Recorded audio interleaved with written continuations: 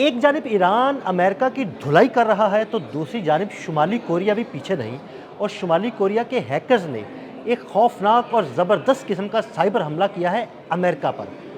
इस हमले के बाद अमेरिका में क्या हुआ, आमिर रज़ा से इस सारी सूरत के बारे में बात करते हैं। आमिर भाई, ईरान के हाथों मार पड़ रही है, दूसरी जानिब शुमाली कोरिया के हैकर्स इतने तेज़ हैं कि उन्होंने एक खौफनाक किस्म का साइबर हमला किया है।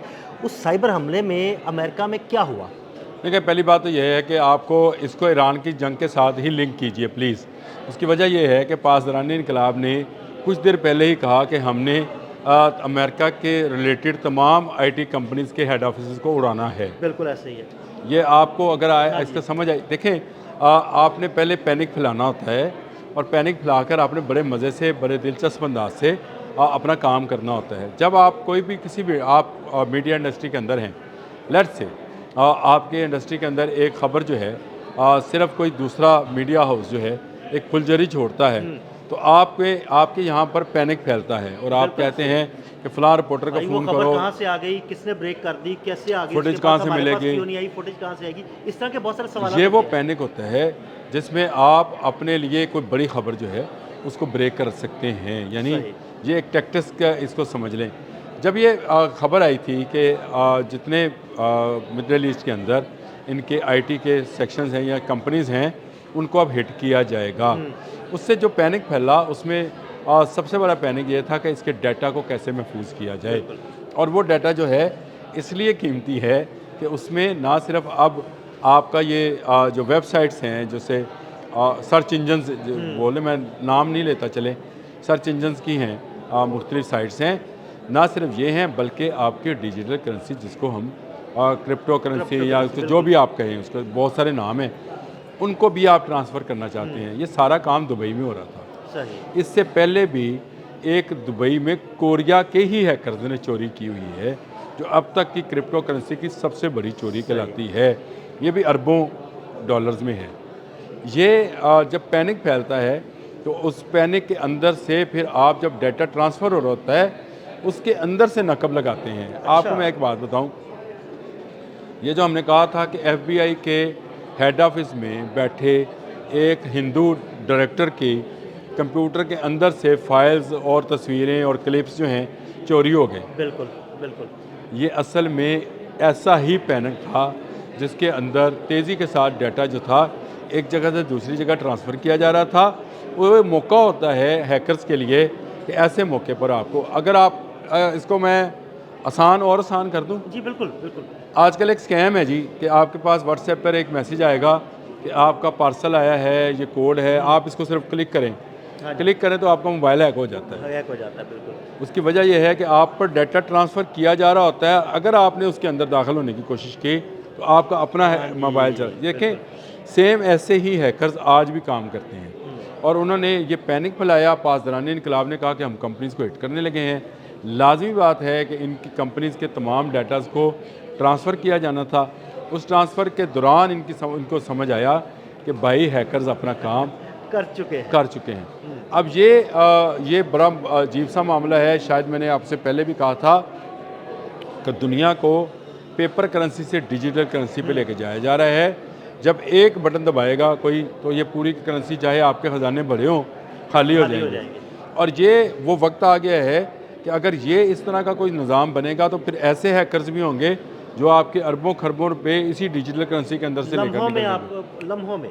और मैंने आपको मिसाल दी थी कि आज आप दूध लेने जाएं तो आप डिजिटल करेंसी से उसको ट्रांसफ़र करते हैं पैसे। कल को यही आपके हैकर्स जो हैं ये पैसे, और इसी पर हमला किया है। सही, यानी उनके पहला हमला FBI पे किया, पैनिक फैलाया। फाइलों को महफूज करने के लिए मज़ीद कोड्स लगे होंगे, मज़ीद चीज़ें जो हैं वो सर्कुलेशन में गई होंगी।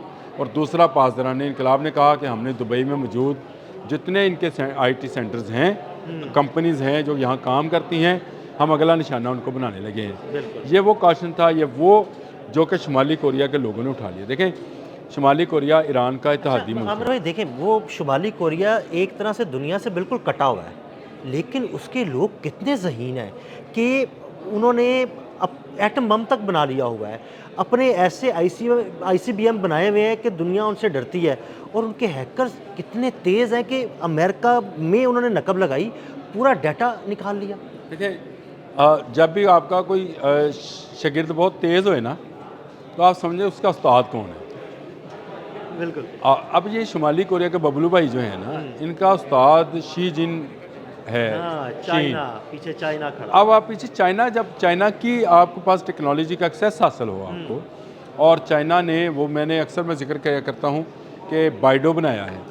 आज तक अमेरिका या रशिया या कोई दूसरा उसका मुल्क तोड़ जो नहीं है कर सका। बाइडो में नकब नहीं लगा सका। बिल्कुल। क्योंकि इसकी वजह यह है कि चाइना ने इसको इतना सिक्योर बनाया है कि आज तक किसी को दिया नहीं है। जो इस्तेमाल करेगा चीनी इस्तेमाल करेगा उसको, सही। कोई उसको पाकिस्तानी, कोई इंडियन, कोई ईरानी, कोई अफगानी, कोई और चाइनीज इंजीनियर ही इस्तेमाल करेंगे। वही इस्तेमाल करेंगे, चाहे वो जिस मर्जी मुल्क में जाके इस्तेमाल हो। इस बिल्कुल वक्त ईरान में इस्तेमाल हो रहा है, तो ईरानी इस्तेमाल नहीं कर रहे हैं, या चाइनीज़ बार ही बार इस्तेमाल कर रहे हैं। बार बार ये बात कहता हूँ।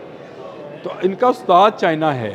देखिए, शुमाली कोरिया जापान और साउथ कोरिया के लिए एक बड़ा थ्रेट है, बनाया इसके लिए गया था, लेकिन ये थ्रेट अब अमेरिका तक पहुंच गया है। तो शुमाली कोरिया के पीछे उसका उस्ताद चाइना है, जो कि इस सारे काम को बहुत अरसे से कर रहा है। यानी चाइनीज़ जो सॉफ्टवेयर इंजीनियर्स हैं, उन्होंने दुनिया में तहलका अगर आप उनकी अब मैं आपको क्या इसकी एक मिसाल देता हूँ। दुनिया में इस वक्त सबसे बड़ी कारोबारी जो साइट है, आपको पता है, वो अली बाबा है। जी बिल्कुल। किन की है?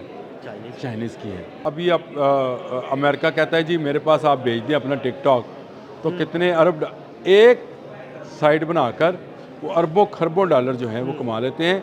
इसी तरह के हैकर्स भी उनके साथ मौजूद हैं। शुमाली कोरिया ये पहला हमला कर रहा है। इसके बाद मैं आपको बताऊं, जैमिंग सिस्टम भी शुमाली कोरिया इंट्रोड्यूस कराएगा। इसी अगर ये जंग और 10-15 दिन चली तो आपको एक और धमाका नज़र आएगा कि शुमाली कोरिया ने फ़लाँ ड्रोन हैक कर लिया था, बिल्कुल। फ़लाँ सिस्टम हैक कर लिया था, फ़लाँ मिज़ाइल हैक कर लिया था। ये वो सारा मामला है जिसको लेकर शुमाली कोरिया बाकायदा एक साइबर वॉर के अंदर दाखिल हो गया है।